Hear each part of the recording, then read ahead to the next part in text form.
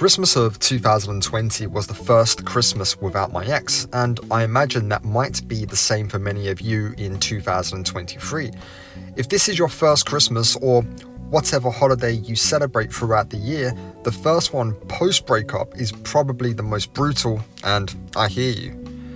My first Christmas without my ex, I had started dating someone new, and some of you might be thinking a new partner is the answer. For most people, dating someone new too soon to soothe the pain will very likely make you hyper-focused on your ex, and that is what happened to me. Dating just because I felt sad and lonely only amplified those feelings. Thoughts of them happy without you, especially if they've rebounded, monkey branched and so on, are destroying you from the inside out, emotionally. Your feeling brain and your logical brain are at war with each other. Your logical brain is saying, chill the fuck out, we've got this. But your feeling brain is feeling every part of the pain you are in for every second of the day. So today, I want to help you get through the holidays just a little easier. Like most rehabilitation therapies, this won't make the pain go away overnight.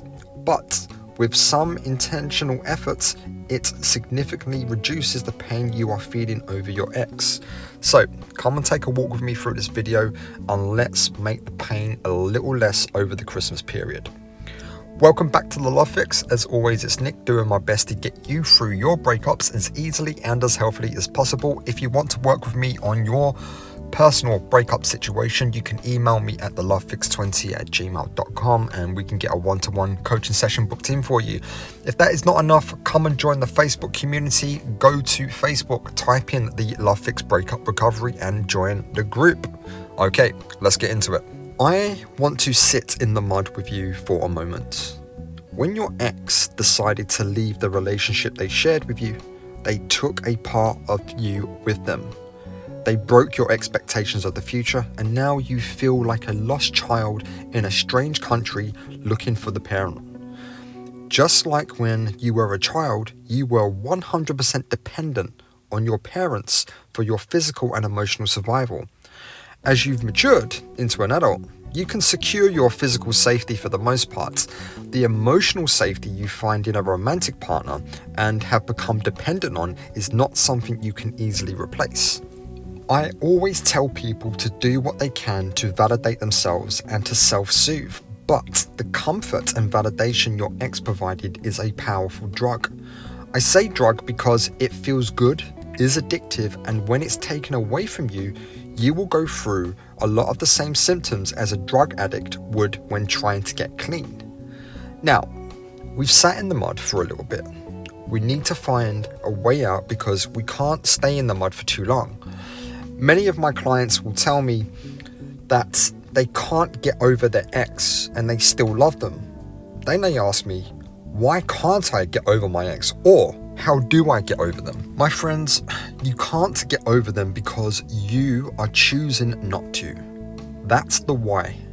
The how is you are hyper-focused on all the good memories you had with them. Your feeling brain will spin a narrative regarding how great and special they are. And because your feeling brain is always in control, you will believe anything that it tells you. We like to think our logical brain is steering the ship, but for most emotional events in your life, your logical brain is merely a passenger trying to give logical and stoic advice. Think back to a time when you really wanted something. You're trying to lose 10 pounds, say, and you really want to be in shape by the summer, but you want to go and eat a pint of ice cream to yourself because you've had a shit day. Your logical brain is screaming at you with undeniable logic that eating a pint of ice cream isn't going to help you lose 10 pounds. However, your feeling brain is saying, fuck you, logic brain, I want ice cream and I am in command here. That is exactly what is happening between your feeling brain and your logical brain regarding your ex. Your feeling brain is choosing to hold onto the fantasy of the idea of them that you've built up in your head over time. Your feeling brain is getting this script from your favorite rom-coms. You are the one your ex wants. They made a mistake and this time apart was exactly what they needed to realize how much they love you, right? Yep, I've been there, my friends. We even have Christmas rom-coms where they break up just before Christmas and reconcile just before Christmas Day. That's the narrative your feeding brain is giving you because it wants what it wants. It's in love with the possibility of that fantasy coming true. That's okay. How you feel is always okay. But if we continue to choose the fantasy, your emotional pain, especially over the holidays, will be especially severe. So, what do? How do you soothe this? It comes down to choice. It will always come down to a choice.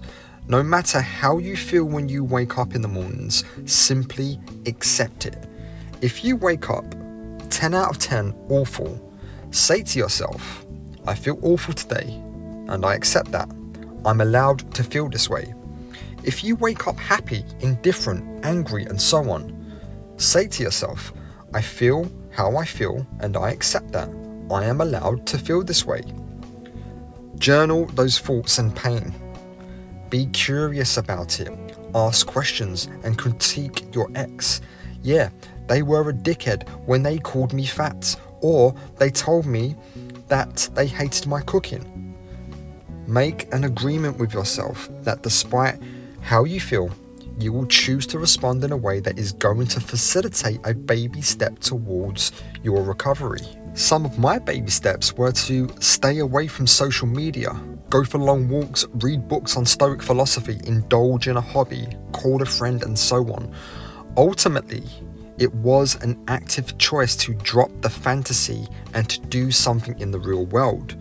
Remove all memories of them. Some of you may find this hard to swallow, and I hear you. But looking back on old times, pictures, and Facebook memories is exposing you to the very thing that made you sick. When the medicine becomes the disease, it's time to change the medicine, my friends. If you are right now saying to yourself, fuck you, Nick, I can't do that. I won't do that. May I remind you, it is not that you can't do it. Rather, you are choosing to not do it. You are choosing to stay exactly the way you are. Every time you choose an action that keeps you connected to your ex, that's a vote for feeling shit and not recovering. You are actively voting against your own emotional recovery. So, if you are struggling to drop the fantasy of your ex, then I want you to write a shit list on them. And I mean really let them fucking have it on this list. Anything they said or did to hurt you, write it down. Write down every little annoying thing about their personality and stupid habits. When you have your list, I want you to hyper-focus on that rather than hyper-focus on the fantasy of them. So, for this Christmas and whatever other holiday you celebrate throughout the year, use this wonderful opportunity your ex has given you to reconnect with family and friends you may have lost connection with. All the money you've spent on them over the years, getting them presents, use that this year to buy yourself a great, ridiculous Christmas present. Be relieved and thankful. You no longer have to visit their in-laws, listening to their shit jokes and eating their shit food. Your ex saying no to you means you can say yes to everything else. That's the gift they have given you for Christmas, and it is the best Christmas present you will ever receive, if you let it be so. And that's all I've got for today. I hope this has been helpful, and I wish everybody a Merry Christmas who celebrates it and a Happy New Year. I get that the holidays can be terribly hard, and my friends, I've been there, and my first Christmas was during COVID. It was hell, I get it.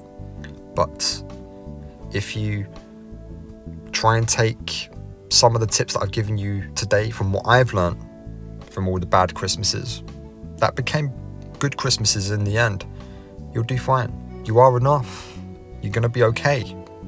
And despite my brutal communication style at times, I'm here for you guys, and I want you to get through this. So, Merry Christmas, whatever you're doing, wherever you're going, whoever you're with. Just remember, you woke up this morning, and you will wake up tomorrow. The sun will come up. The world will keep going. You will be okay. There is a big wide world out there for you, and there's a ton to experience. Just because one person out of 8 billion people doesn't want to experience that with you anymore, doesn't mean it's the end. It's the start of something new. It's the beginning of a new chapter. Maybe that chapter starts off a bit shitty, but write the chapter. You're the writer, you're the author. Don't just be the observer of a story, be the writer, and it will come good. So write your shitty words until they become good. And I promise you, you're going to feel okay. You're going to feel better, and you will move on to new adventures. If the holidays can be particularly bad for you and you're having bad thoughts, come and join the group. Come and join the Facebook group. There's a community there supporting everybody.